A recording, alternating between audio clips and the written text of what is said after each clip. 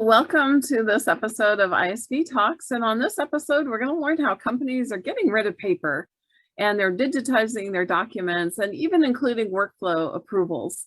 So please join me in welcoming Mary from KwikTag to explain that evolution from paper to digital.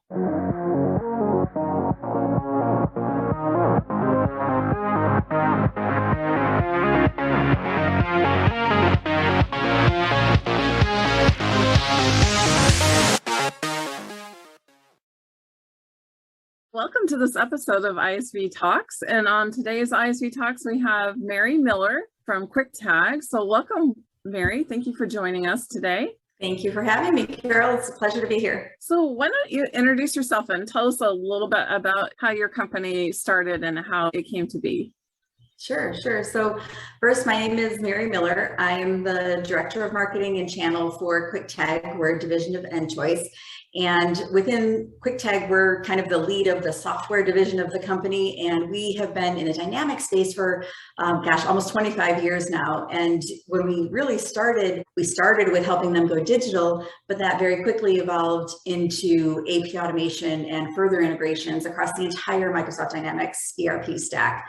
So right now we focus on AP and payment automations for Microsoft Dynamics ERPs. Years ago, real world scenario, companies would come to us and say, we've just got too much paper. And that's actually what part of how we got started with the tags of KwikTag, those powerful little stickers where, they identified documents, they helped organize and sort them and get them into a digital system. For example, we had one company who came to us and said, hey, we know we have too much paper. We've got a lot of storage rooms and file boxes and file cabinets. We can't even put all the people that we need to work for our company in the space that we have, right? And then they had a flood and they were like, well, gosh, we really are going to have to do something about these documents now. And so they salvaged as much as they could. They moved all of their storage to the second level of the companies, thinking, okay, they're safe from any sort of, flood and water damage or whatever. And then later in the year, within a relatively short period of time of moving all of those files up, they had an instance where the weight of the paper was simply too much for it to bear. And so it began to create a dip in the floor even of their structure. And I couldn't make this up. It's real talk. And so, companies realize that they just have had too much paper. And we talk to companies even as recently as just before the pandemic that were still dealing with exactly this situation, whether they were storing documents related to accounting or contracts or finance or any back office operation.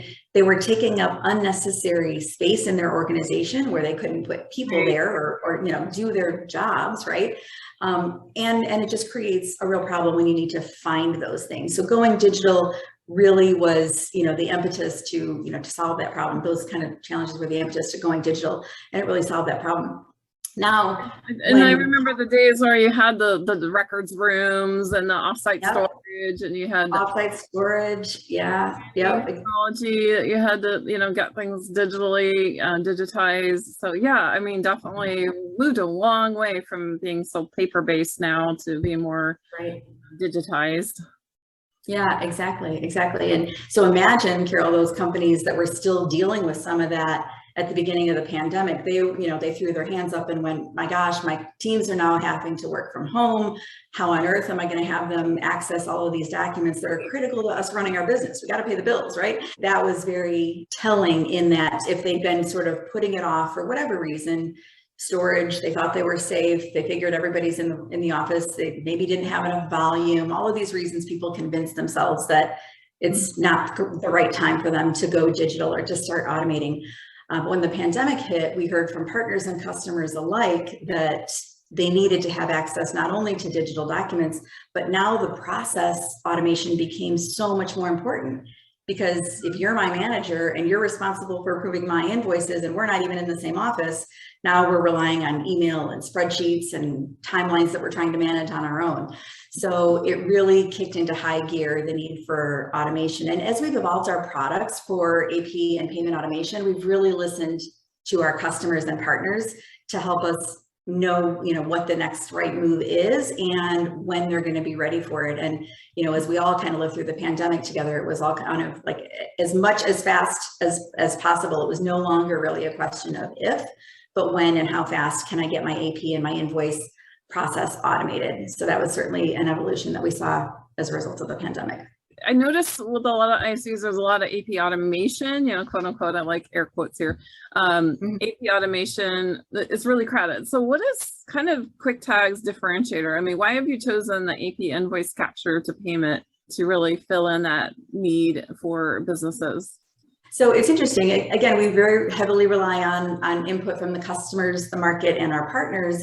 And several years ago, gosh, probably 15 years ago or so now, we learned that not only did they need to integrate their document management into specifically the Dynamics ERP system, so we had kind of found our niche in the mid-market in Dynamics GP, Dynamics Nav at the time, and that just sort of evolved into AP automation. So we were one of the first actually to integrate and be embedded in the Dynamics ERP systems the way that we are, where it looks and feels and functions just like you're in the ERP system. If you didn't know any better, you'd think it was native, right? So that kind of evolution has really told us that this is where our customers need us to be. So we've been very responsive. So that's part of our differentiator, in that we're not trying to be everything to all people. We're trying to really serve the Dynamics ERP community as the most effectively as we can. And again, that started with GP and Nav and has evolved to document management, of course, across all of the ERP systems. And then we have AP automation for the SMB products, GP, SL, Nav, BC, coming out with the BC product, actually, that's going to be 100% cloud-based, because that's where the BC market tends to be. So we've really responded to the market and customer need. And we also take our partner relationships very seriously. And I say that because it's also, something that sets us apart. We're not just wanting to have a relationship with anybody who wants to refer us a lead. We want to really build relationships with partners that are meaningful, that enable their clients. We really help them from the moment of the lead through marketing education, developing custom and co-marketing communication, and then through the sales process. So if you want to throw a referral lead over to somebody, that's great, but that's not really the basis that we have our partnerships built on.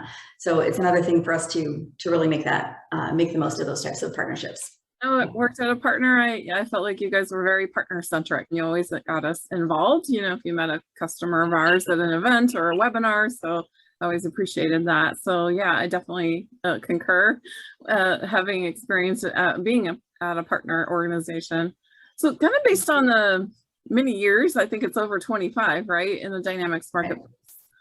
Any perspective to share about the AP automation? What are customers trying to do? I get with the pandemic, it's sort of like nobody's going in the office. So, somehow you have to approve those pieces of paper. So, but what are they trying to do now? I mean, now that we're emerging from that, what are they trying to do as far as improvements to their operational efficiency? A couple of things, actually. One that we've seen far and above many of the other kind of challenges or issues that they're looking for technology to solve is the concept of OCR. Even 5 years ago, the concept of OCR to get data extracted from their invoices or other supporting documents was, like teaching paint to dry, and that's not even fun to watch, right? So like this whole idea of setting up templates, setting up vendor fields, and training every single invoice that you expected to receive where to look for information and how to decipher it and how to learn if it had a good confidence level that the data was accurate. The last thing AP teams wanted to do was, manually enter their data. Well, that's still the case, but now they expect it to be so much smarter, so much more intuitive to their process. So now AP customers that demand OCR, it's no longer maybe it's a nice to have, because it was also cost prohibitive. When we were in that mindset of, you had to set up the template, that was a lot of, training and resources and setup required for that. So it could be very expensive for some organizations. So for smaller and mid-sized companies, they said, it's not that bad. Okay, we have to enter some data, but it's not that bad. But now it's an expectation, especially with so many of us working remotely, that, they just don't have time. They need to get it to the next person. They need to move on with their day job, right? So OCR is an expectation, intelligent OCR, which is another thing actually that that I'd add to, you know, kind of the differentiators, but also kind of the way that we work with our customers is that we have built in an AI-based OCR into our AP automation solutions so that we address that challenge that 74% of AP professionals claim as their number one problem, which is manual data entry, because it has risks for human errors and fraud and delays and all sorts of other things. So the whole idea of advancing the technology to support their needs is literally at their fingertips, and it addresses that challenge.